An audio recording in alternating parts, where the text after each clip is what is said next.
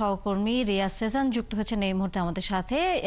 আজ এসইসি ভবন ঘেরাও করার কথা রয়েছে পুঁজিবাজারের বিনিয়োগকারীদের, সে বিষয়ে খবর নিয়ে তিনি যুক্ত হবেন আমাদের সাথে। সেজান, ঘেরাও কর্মসূচির সর্বশেষ কি খবর রয়েছে এবং বিনিয়োগকারীরা কি ধরনের দাবি করছেন?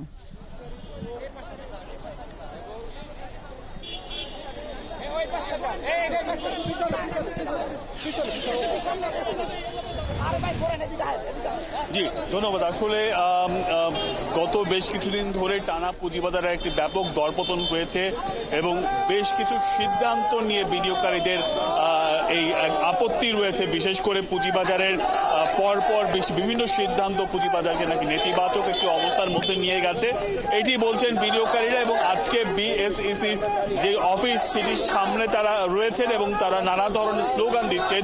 বিশেষ করে বিএসইসির চেয়ারম্যানের পদত্যাগ তারা দাবি করছেন। একই সাথে তারা বলছেন যে বেশ কিছু দাবি নিয়ে তারা এখানে এসেছেন। বাইব্যাক আইন পাশ করতে বলা হচ্ছে এবং এই সময়ে যেই ধরনের সিদ্ধান্ত তারা নিয়েছেন সেই সিদ্ধান্তগুলো তুলে নেওয়ার কথা বলছেন যে বিনিয়োগকারীরা যারা বড় বিনিয়োগকারী তাদেরকে সবাইকে একসাথে শাস্তির আওতায় নিয়ে আসলে বাজার হঠাৎ করেই পড়ে যাবে এবং যেটি বড় ধরনের ইফেক্ট পড়বে।